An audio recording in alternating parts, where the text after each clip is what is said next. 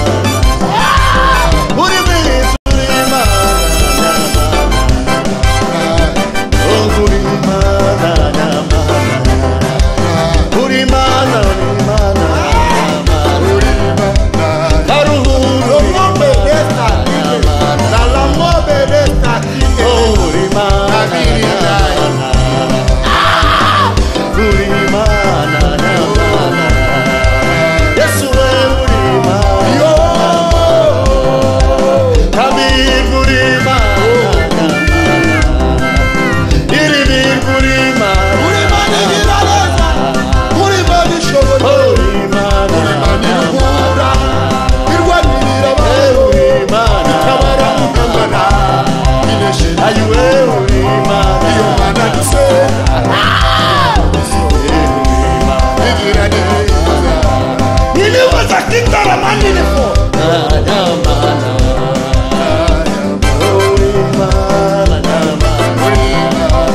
Yesu wewe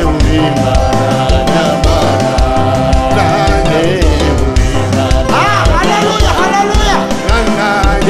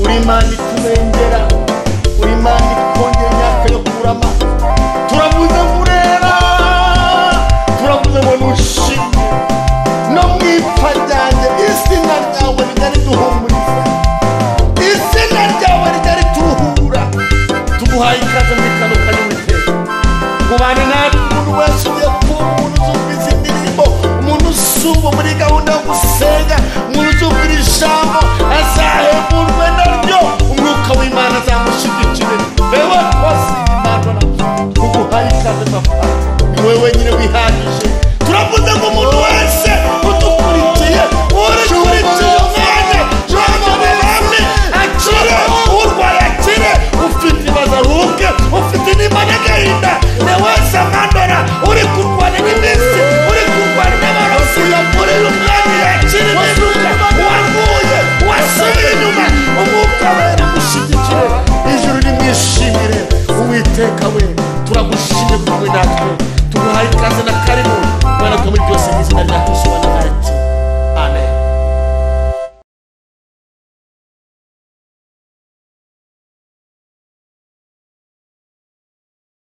Bakunzi bagusengarwa abari ku migabane itandukanye y'isi abari mu gihugu cyacu abari muri Amerika abari mu Bufaransa abari mu Busuwisi abari Dubai abadukurikiye bari muri South Africa mwese tubahaye ikaze no mwanya udasanzwe turimo duhimbaza Imana turirimba ndetse kandi ndumva nafashijwe turi kumwe n'umukozi Imana n'ubundi Revera Pasiteri yamuremye Desire ngira ngo nawe yabasuhuza. Murakoze cyane natwe turashima Imana ko ubutumire bwiza bwa gusengarwa badutumiye ngo tuze dufatikanye gusenga no guhimbaza Imana ndetse no kuganira ijambo ry'Imana. Ndabaramukije mwese aho muherereye mu izina rya Yesu yavuze heshi reka nshireho mu Bubiligi inshuti zacu zidukunda ziri Burundi murabizi ko Burundi twakoreye ibikorwa igihe kinini cyane hafi imyaka 9 ndabaramukije mu izina rya Yesu kandi urabizi ko mu gitambo turarindi Bugande nabo nongeye kubaramutsa mu izina rya Yesu inshuti zidukunda mwese ndabaye ikaze ndetse no mu Butaliyane ndetse hari n'abantu dukorana ibitane kuri Zoom bo muri Amerika nabo nongeye kubabwira ngo kaze mu ijambo ry'Imana. Imana ishimwe nukuri turabishimiye kandi tubahaye ikaze hano kuri gusengarwa turarimbye turafashwa amen turi no mwipfa ryanjye iryo zina rizamumuriza cyane kandi indirimbo igifasha no kuri shuti abakurikiye gusengarwa ndagira ngo witegure kumva ijambo ry'Imana ushobora nawe kuduha inyunganizi uciye kuri comment munsi yo video ushobora kuduha igitekerezo ushobora kuduha inama ushobora kutwungura ikindi gitekerezo cy'icyo twakongeraho ku mirimo y'Imana kugira ngo urusheho kuba mwiza kurushaho nabyo urabyemerewe ndetse n'inkunga zanyu zirakenewe iz'amasengesho n'ibitekerezo ndetse n'ukuntu umwuka w'Imana yakuyobora biremewe. Mushumba ngo haye ikaze ngo twinjire mu ijambo ry'Imana ry'uyu munsi.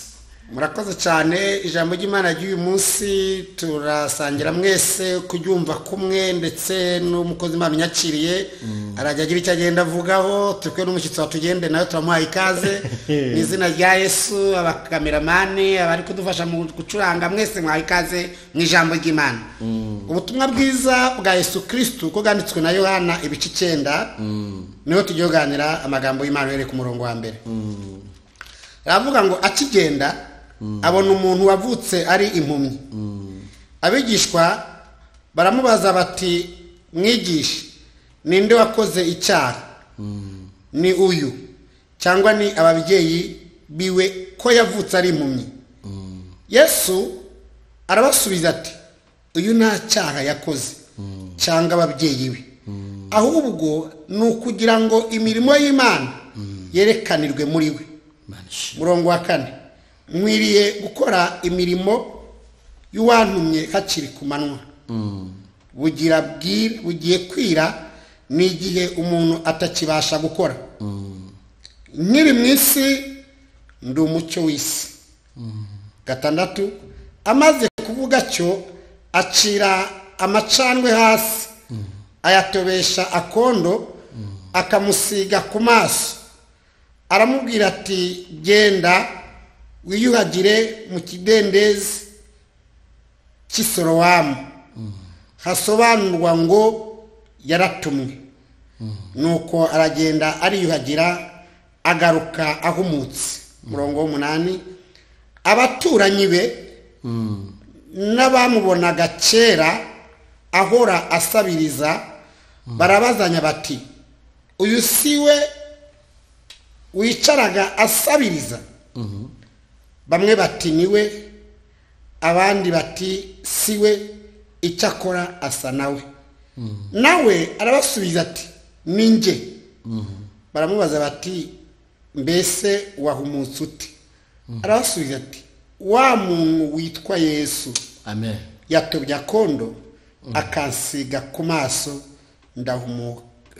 Arambwira ati, genda wiyuhagire Sorowamu. Nuko ndagenda ndiyuhagira, ndahumuka. Amen. Imana nihimbazwe. Amen. Ndabaye ikaze mwese mu ijambo ry'Imana. Iri jambo ry'Imana nifuje ko turiganira twese tukaryumva neza. Dusomye kuri murongo wa mbere ngo akigenda babona umuntu wavutse ari impumyi. Urumva bigishwa nibaza ko ari bwa mbere babatungwe no ko umuntu wavutse ari impumyi, nkurikije uko babivuze. Noneho abantu rero shaka tuza kwibaza twese ina tunaganira, navuze ngo abigishwa be barabaza Yesu, baramubaza bati, nyakubaho, ko twavutse twe turi tureba tubona byose, iyo umuntu kugira ngo avuke ari impumyi byaba byaravuye kuki? Byavuye kuki? Ni icyaha ciwe? Ni icy'ababyeyi? Kuki yavutse ari impumyi? Yazize.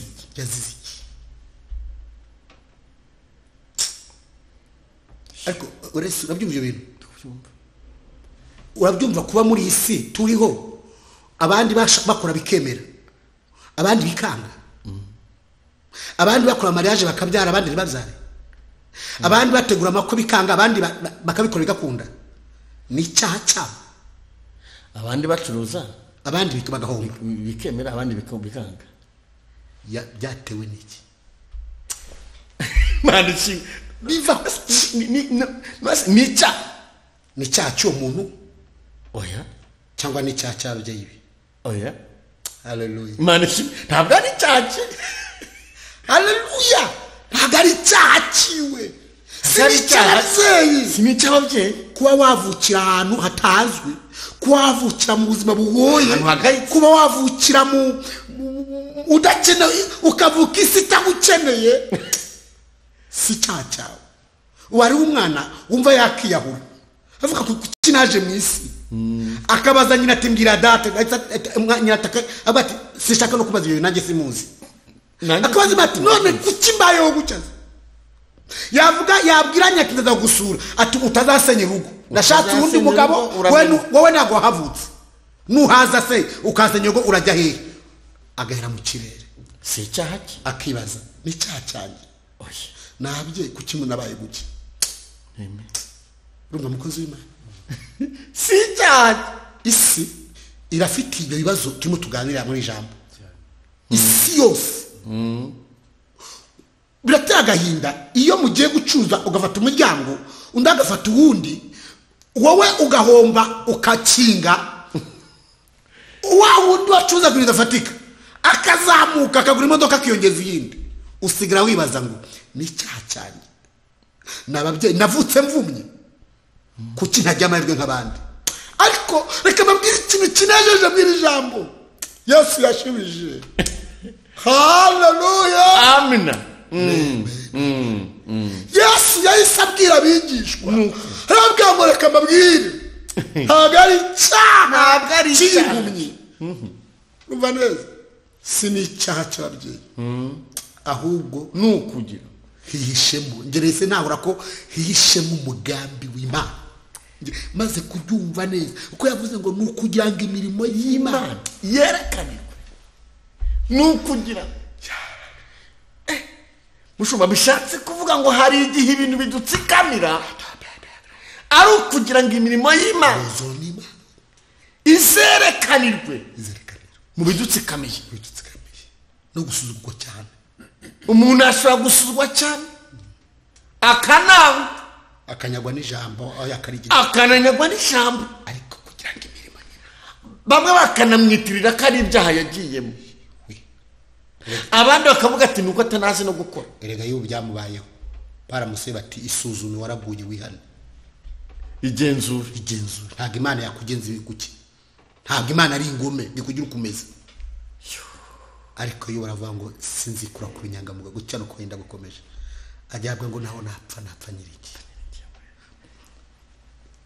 hari ukugira ngo sinzira muri kubyumva ariko oya abakurikiye gusenga Rwanda agira ngo mwese dufatanye ibi bintu kwari ukugira ngo imirimo y'Imana yerekanirwe ushobora gutsikamirwa n'ibigeragezo atari uko wanarozwe ari ukugira ngo none se uyu muntu dusanga atari imbaraga z'amarozi zari zamutsikamiye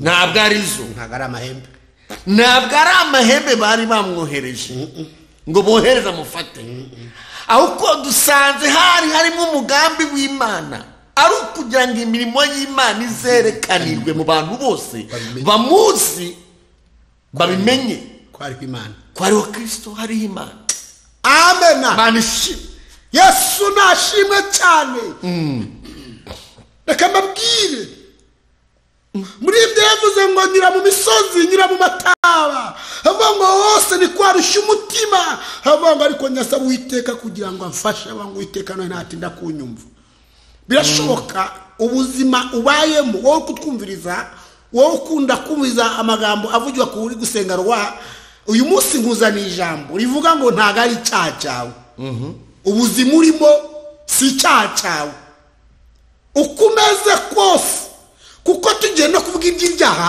twabona abanyabyaha bagiriwe neza ntabwo twabyitwaza kuko twabona abanyabyaha babayeho neza ntabwo rero kuba umuntu ari mu ngorane bisigura ko ari icyaha cyiwe ahubwo hari ikintu Imana iyo igukeneye elela topesta iyo igushaka nuvuka nk'uko abandi bavuka nukora nk'uko abandi bakura nukora nk'uko abandi bakora ibintu byawe byose bizari ikinyuranye ariko bikavanga amakuba n'ibyago ku mukiranutsi byinshi ngo ari kwite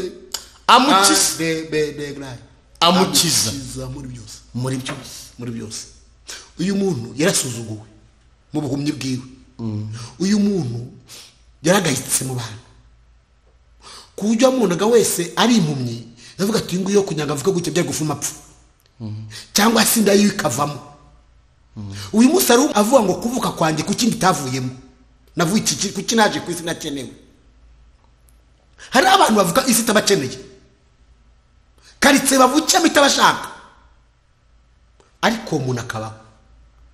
Ariko bamubwire wowe unyumviriza, imirimo y'Imana igiye kwerekanirwa mu bihe bibi wisanze mutabigizemo uruhare.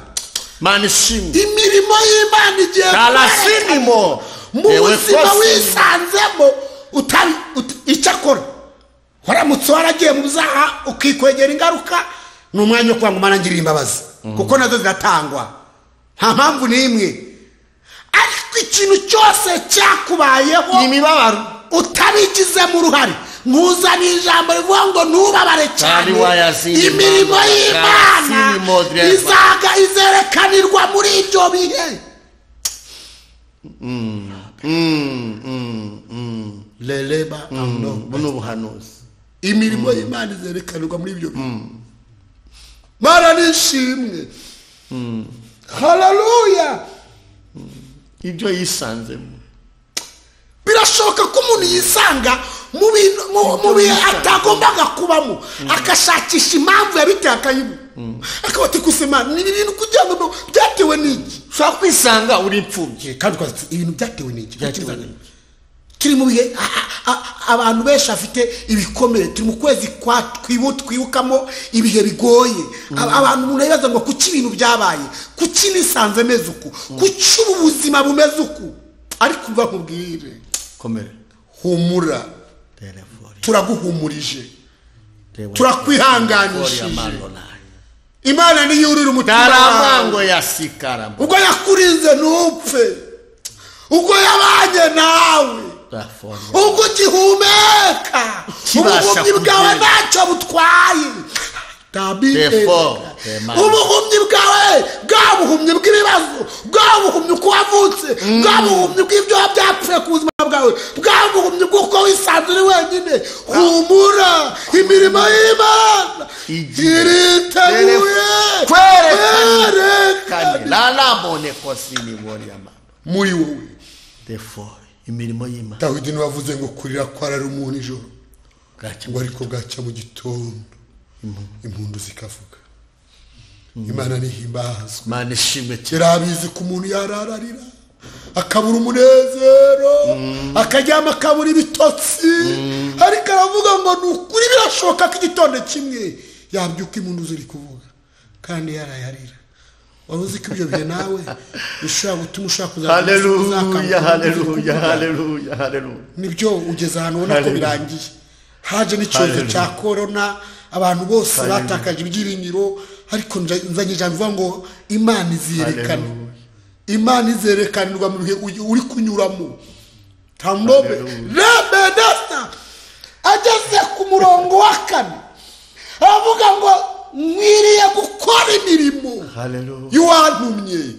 Alabedekla hakiri kumanywa, avuga ngo bugiye kwira n'igihe umuntu we atakibasha gukora.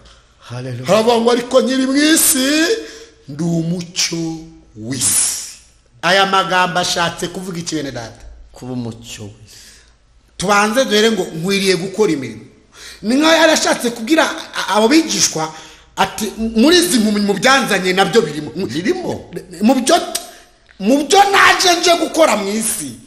N'aba barenganwa, n'aba batagira ijambo, n'aba batarihabwa, n'aba barigazwe, n'aba batafite ubavugira, mu byanzanye nabyo birimo. Nkwiriye gukora imirimo hakiri y'uwantumye hakiri ku manywa. Mu bikorwa yagombaga gukora hari harimo no guhumura iyi mpumyi. None byari birimo nyine, hari harimo guhumura iyi mpumyi. None mu mirimo abyaje ngo nkwiriye gukora imirimo y'uwantumye hakiri ku manywa, hari kuko ntawe ari kuyihumura, hari uhari bayicagaho buri gihe. None se umuntu wavutse ari munyogeye ngo ndamuhumura? Ntawe. N'abaganga ko bavura wahumye yarayibaga. Ko abaga ijisho wigeze kureba, wagize ngo wavutse ari impumyi, aricyo amufasha? Ntacyo amufasha. Baravuga ati hangane, wihangane ubwo buzima, baravuga ati iyakire. Bakabwira n'umujyi bakubya ati wihangane, wabyaye impumyi, ni wiyakire ubyemere. Afite ubumuga bwo kutabona. Ariko uyu mugabo Kristo wabambwe akazuka mu bapfuye, intare yo mu muryango wa Yuda. Imana ishimwe. Igishyitsi cyo kwa Dawidi. Imana ishimwe. mu byamuzanye harimo n'ibyo bene wanyu batagushoborera, mu byamuzanye n'ibyo aho washatse batashobora, mu byamuzanye n'aya mateka udashobora kubona ko yahinduka. Ndi umugabo wo kubihamya. Birashoboka ko byahinduka, birashoboka. Ntabwo tuje kubaha ubuhamya, ariko nimushaka ko tubaho tuzobaha. Ariko ibyo tubabwira twabihagazeho, amaso yacu arabireba, intoki zacu zibikoraho. Ntabwo ari inkuru. Petero navuze ngo uwo tubabwira n'uwo twibone n'amaso. Ibyo tubabwira rero ngo amateka arahinduka, birashoboka nuko tubizi. Mwiriye gukora imirimo y'uwantumye hakiri ku manywa. Aravuga ngo bugiye kwira n'ijya umwe atakibasha gukora, akavuga ngo nkiri mu isi ndi umucyo w'isi. Bishatse kuvuga ikijya nacyo shaka kuvuga ngo ubundi umuntu w'impumyi ntiyabonye umucyo, nta naho yakura ibyiringiro. Ariko Yesu yaraje n'impumyi zirabona umucyo, ndi umucyo w'isi. Amena, amen, amena, amen, haleluya. Ndi umucyo w'isi. Bishatse gusobanura ngo n'utari ukwiriye kugira umunezero akwiye arawubona kubera Yesu. Bishatse gusobanura ngo n'uwatawe agasubizwa inyuma kubera kwiringira Yesu, akamushyira mu bugingo bwe. Yesu arashobora kumutambutsa, abamutambutse mu iterambere bakamusanga imbere, nubwo bihuse cyane ugasigara inyuma. Ariko Yesu yaguterura akakwihutisha, bagasigara inyuma ukajya imbere. Ndi umucyo w'isi. Amen, amen, oh haleluya, amen. Uyu mucyo iyo ugeze ku muntu ibintu birahinduka. Iyo mucyo ugeze ku muntu amenya icyo akwiye gukora, ubuzima bugahinduka. Burahinduka. Urashaka gushaka ikintu wakora bikanga, umutwe n'ugiye ikintu ubona. Ariko iyo umucyo w'Imana uje uguza n'ikintu ukora ako kanya, ibintu bigahinduka. Yesu ahageze hari mu mwijima, hahinduka umucyo. Nose nubize, hari n'igihe umuntu aba ari mu icuraburindi atabasha no kuvuga, ariko Yesu yahagera akabihindura umucyo. Hari ubuzima umuntu ashobora kuba mu mushumba, ukaba mu buzima bwo mu mwijima, ariko Yesu yahageze ahindura umucyo. Ndi umucyo w'isi. Mani gumugisha nge nigeze mu buhanuzi tuzanye, wowe uri murumuna wanjye, ngeze muri Kigali nigeze nibaza ngo ntari nahagera ngewe, wowe utahagera. Nigeze nibaza ngo ubuzima kuki Imana ibyemera ko mbuba musenga. Ariko uzi gusa gushima mu rusengero kubera ukuntu wambaye kambiri n'ubuzima ubayemo, agapapuro abadiyakoni bakakazingazinga bakira ahantu bagahisha kubera ko bateye isoni kugwa umwanya wo gushima ku cyumweru. ndi kuyumva ngire bakakahisha kure cyane. Kambiri umuntu ushaka kwiyahura kubera ibihe, mubwire ngo Yesu ni umucyo. Yesu ni umucyo w'isi. Yesu ni uyu mucyo nukuza mu kwiyahura ntabwo byishobotse. Nge ndabyuka nigeze ngiye mvuga ngo ubu rero ngiye kuri yo munjya ko sinkwe kuba umuntu. Wandemeye kurwa, wandemeye amarira. Ariko umunsi umwe nguze imodoka $25,000 nyicayemo na madamu turi kumwe turi kuyireba, nibuka igihe nateje umushumi w'ivarisi nabuze umusentire. Ukenyeza umushumi w'ivarisi natoye mu rutoki. Uyu munsi nubatse Nyamata, ntago nyikodesheje kuko Yesu yambereye umucyo mu gipangu cyiza. Yesu nashimye, Yesu yambereye umucyo. Navuye mu cyaro numva nazi yo ndi kujya, niba ndashaka no gusubirayo ndakara abasore twabanaga simbavuga kubw'impamvu. Umunsi umwe si ikibazo cyavutse baranyirukana, barambwira ati rero wihangane mugi wowe rwose ntabwo dukomeza kuriha umuriro ngo tuhahugiye ibwiriza. Njya kujyama mu rusengero n'umuzamu muri burakeye, abantu bazinduka baje muri burakeye, umudamu akavuga ati byuka uva ku mikeka bayitegure. Ngatanywa kubyo kugira ngo atemye ko naharaye. Uyu munsi ndi umugabo w'abana 7. Yesu ni umucyo, biga amashuri meza kandi bagatsinda. Wifura ari muri segonderi i Kanombe. Ubwo se umuntu uvuka iyo ngiyo Nyamasheke muri ya misozi umwana yake ikanombe muri fiteke ibyo bintu wabibwira nde wishwe n'inzira gahwera ngenzera yaniciye kwa randa umukura here Yesu numucyo haleluya inzira yaniciye kwa randa mvuye mu bibare mu masengesho umwukura hera ngiye kubona mbona imodoka iri kugigenda ivamwe ebyiri ngiye kubona mbona muri kaburembo n'udusimba twishi twinyuragateremo ubwenge buragenda mu maso wabubwira kabiri nagari ubwenge sanga nicaye hasi hariya kwa randa hari igiti cyavuka n'abataragitemye iyo mageze amateka yanjye ndayibuka tarabole kosini mando aho nari nicaye ndabaza Imana ngo Mana ubu ni wowe nkorera cyangwa narasazi. Imana irambwira ngo mwana wanjye ni wowe njye ukorera nzakubahisha. Yesu ni umucyo kandi mu byamuzanye gukora n'ibyo byawe burimo nkwiriye gukora imirimo ntabwo yagenda gusiga inyuma iyubaka wigiriye icyizere ntiyagira umuntu ugusuzugura ngo umwemerere ntiyagira umuntu ukubwira ngo urapfuye ngo abadayimoni bahe ikibanza wowe ubwawe uvuge ngo Yesu ni umuco muri njye kandi bizahinduka. Yesu uri umucyo Mana nihimbazwe. Ubu se ko mvuga Nyamata muri byo ni hari yindi nzu Fitega nande yafite n'ikibanza kinini. Ubwo se kutavuze ngo uvuge cya gipira wambara tugigore n'iki nahawe n'umupfakazi twa Brandina ari mu Bubiligi ubu ni habo igipira yandeze mu mpfubyi umupeno rora wumpaye mufite amateka Imana namumpera umugisha hari nazi mvu ubutumwa azamenye ko mwibuka ko yandeze mu mpfubyi yareraga kandi ntari impfubyi kubera ibihe bibi kubera igora iwe ntago nari impfubyi yashyize mu mpfubyi andereramo avuga ati nawe jya muzindi kandi ari impfubyi.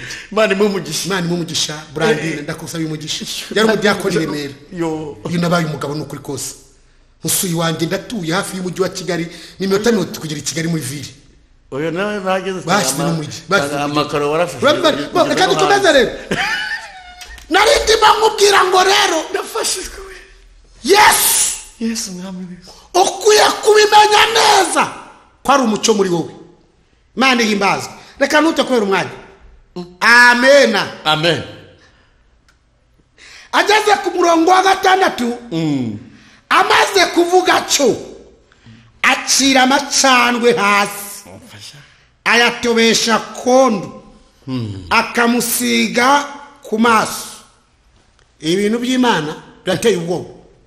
Umuntu impumyi bamwomotera urwondo mu maso. Sobanura ibyo bintu birari. Sobanura ibyo bintu. Niba uri umukozi ndabizi ko umukozi Imana. Umuntu impumyi yavutse ari impumyi. None Yesu kugira ngo amuhumure atobye n'urwondo amwometse mu maso. Uyu muntu mu nzira agaragara ate? Abari kumubona baramubona nk'umuntu muzima. Baramubona nk'ufite ejo heza. Baramubona nk'umuntu uzahumuka. Kandi Yesu agusiga urwondo abishaka. Agusiga urwondo. Kongo iki? Mu rwondo kandi hakavamo ubuzima. Singibise mu rwondo. Reba ababonye atobye urwondo. Umuntu witwa Yesu avuye mu ijuru. Yesu avuye mu ijuru bakabona afashe hasi amacandwe araciriye mu bintu bidashoboka mu rwondo mu mwanda mu rwondo mu cyondo mu mwanda agasiga mu maso abantu bari kureba ari gusiga mu maso. Aho rero niho Paulo yavuze ngadukirisha ibipfu by'ibwirizwa nguko ijambo ry'umusara ko arimbukana ubupfu ngo ariko kuri n'ubushabazi n'imbaraga z'Imana ariko kubarimbuka ntibazi byari byo. Yesu mwana iyo mpamvu ushaka kubabwira Imana akajya ngo arwaye kubera ikintu ashaka kwitaho unashaka kumenya byari byo babwira ngo Imana yahindura ibintu yacayese bigenda gute kugira ngo bikore gutoba urwondo akarugomeka kandi kitonderwa ikitonderwa ugomba kumenya natangariye uzi ko yamubwiye ngo genda Salomo kwiyuhagira ntibajyana bisigura iki bisobanura iki bisobanura ngo iriya mu Misalomo yari hazi uriya mugezi yayisanzwe yunyuraho ntawayijyanye yababwira ati nakwanduje nagusize urwondo ihute genda wagire Salomo ku mugezi yarijyanye we. Mu yindi mvugo bishatse gusobanura ngo ibizagukiza ibizahindura ubuzima bwawe ntabwo biri kure uwo mugezi wawe utambuka uwo mugezi Sorowamu urawuzi uwo ruhanyura ugaruka ntabwo ari ahantu uyobewe Mana ishimwe ariko Yesu avuze ngo genda wiyuhagiriremo urahumuka ari amazi nta muntu wamutwamuhetse werari nta muntu wamutwaye amuteruye nta muyobe usome Bibiliya yambwiye ngo genda Sorowamu wiyuhagire Bana nihimbazwa amen amen amen amen bisobanura ngo mukozi w'Imana bisobanura ngo hari ahantu uramugezi irampumya uraga ijya gute unyuraho yaraje kandi kuva mu mazi gatambuka ikigukiza ni kuri kure yawe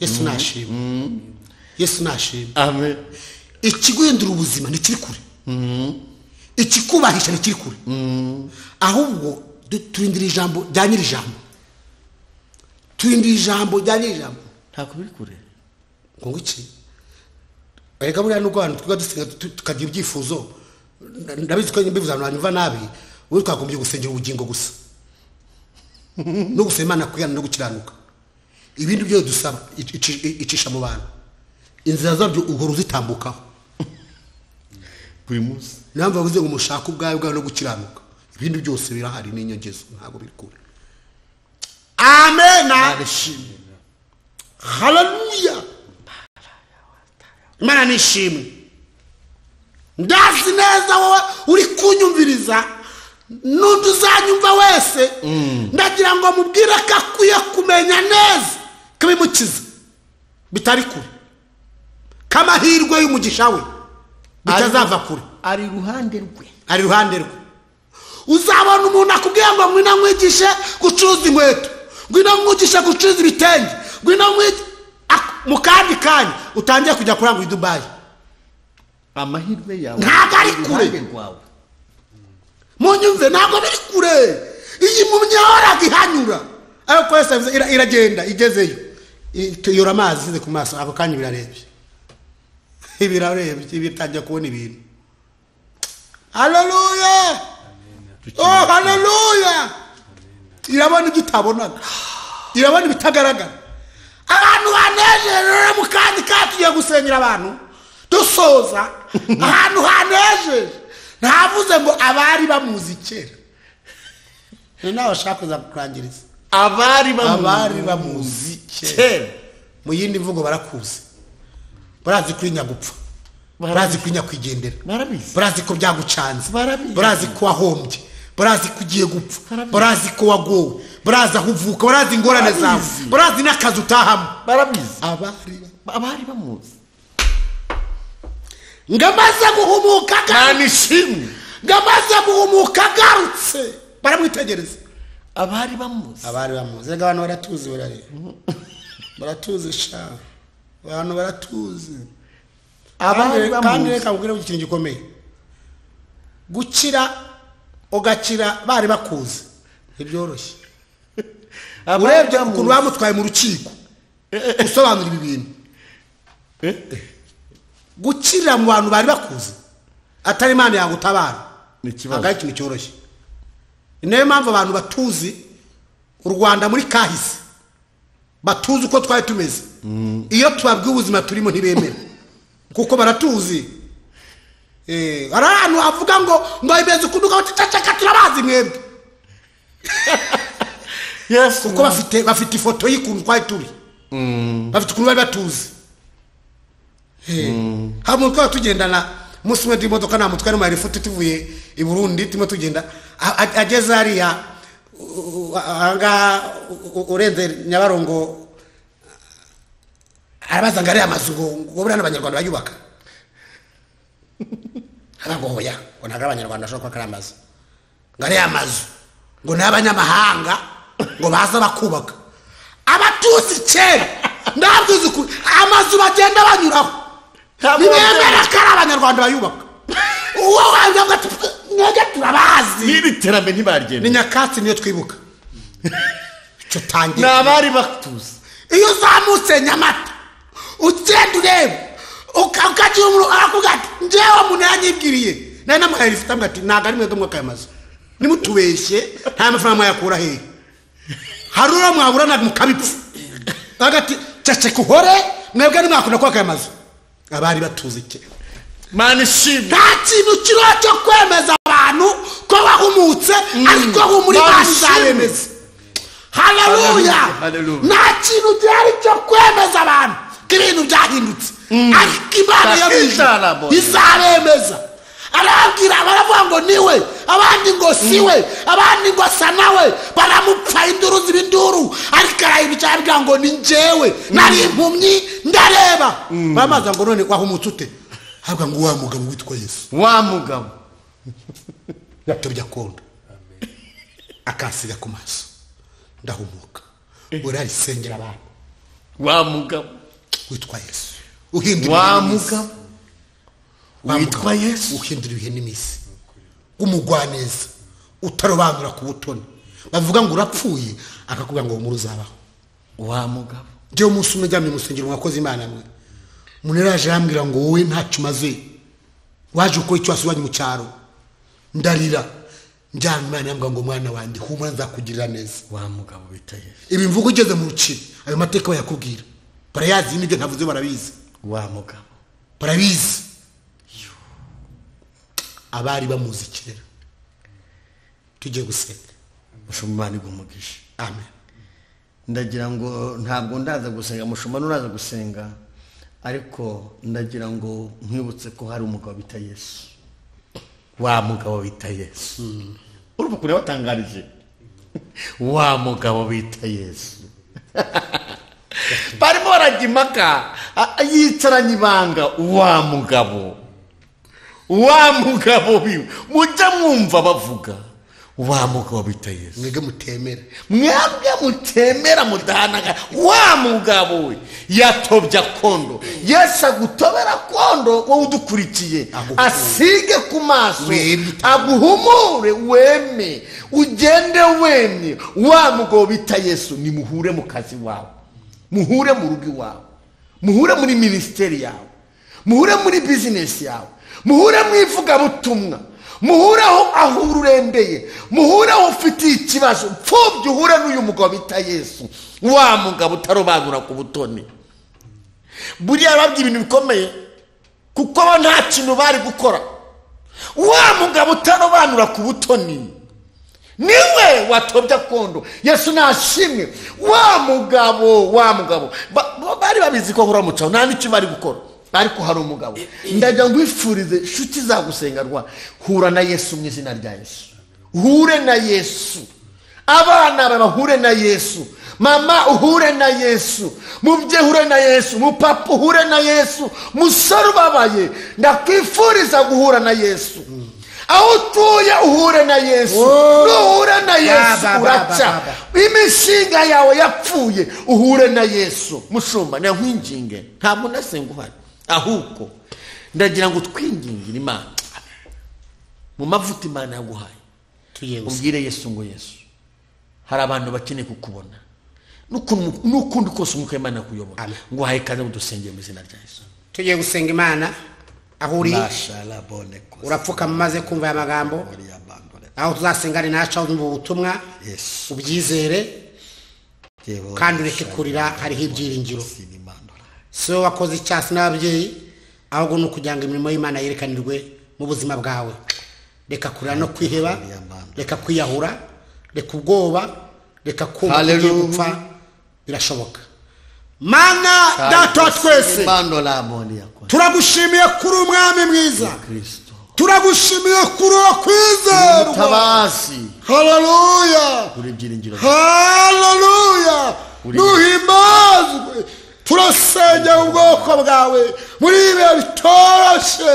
Hari abafite kwibaza uko ejo bizamera, hari abafite kwibaza uko bizaza, ariko umuntu wese wumva amagambo, umwe gukomera, umwe guhumurizwa, umwe kongera kwigirira icyizere, umwe kongera kwiyubaka, umwe kongera kumva ko bishoboka.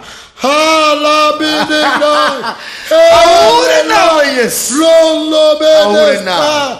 Zerebe Abone byirata, abone byirata. abantu bamuzi, Abona ibyishimo. hari abantu bamuzi ari impumyi, hari abantu bamuzi byaranze, hari abantu bamuzi baramutaye, hari abantu bamuzi baramwirukanye mu nzu, hari abantu bamuzi yarayidushi, hari abantu bamuzi hari imfubyi atagira, hari abantu bamuzi byaramuyobeye, hari abantu bamuzi kwiga byaranze, hari abantu bamuzi urugo rwamunaniye, hari abantu bamuzi urugo rwamunaniye, hari abantu bamuzi imiryango yamutaye, hari abantu bamuzi, ariko igihe ni harageze ko bavuga ngo mbega ni we cyangwa si we, igihe ni ariko turiteze kumva yitangira ubuhamya akavuga ngo ni jyewe nari impumyi ariko ndareba, zerera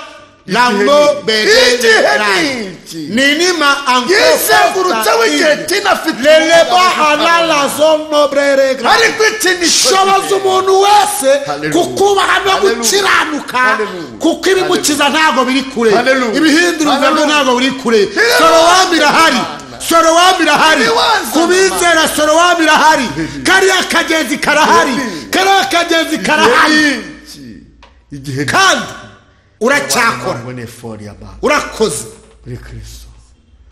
kariya akazi karahari. Umukozi w'Imana arakamuranje avuga ngo ikereye sarafa, igihe ni agiye ugenda umurangira abatabarirwa, ugenda umurangira abazakirira, ugenda umurangira azabonera gutabara, kandi byarangiye abonye Imana. N'uyu munsi rero kubera kubakiranuka bakakubaha, akagezi karahari, ntabwo kazibye, kandi yakwibagira agahumuka akamenya icyo akwiye gukora kandi akagira umugisha. Urakoze kutanza imbaraga, kandi umuntu wese akagira ikiganza cyiza, akitegura kuba igisubizo cy'ibibazo afite, akishakamo igisubizo, kandi akiyubaka bitagombeye ko ari umwubaka, akikomeza akaba umugabo nyamugabo. ntabwo iterabwoba rya dayimoni ribereye kuduka ngo tujugumire duhinde agashyitsi, ahubwo dukwiye kuvuga ngo ubimenye Satani n'abagukora n'imbaraga zawe zose, uri muri twe aruta uri muri isi, kandi Imana yacu izaza yo guceceka. Turagushimiye kubanye natwe, kandi ukabutabara ubwoko bwawe, aho umuntu wese aherereye akumva ibihe byiza, akaruhuka umutima, kandi akongera akagira ibyiringiro, agakomeza urugendo rwo gukiranuka no kukubaha, kuko urashoboye kandi uzamushobora, ntunanirwa. Gushimiye kubanye natwe mu ijambo, kandi ukabutabara ubwoko bwawe, mu izina rya Yesu, amen.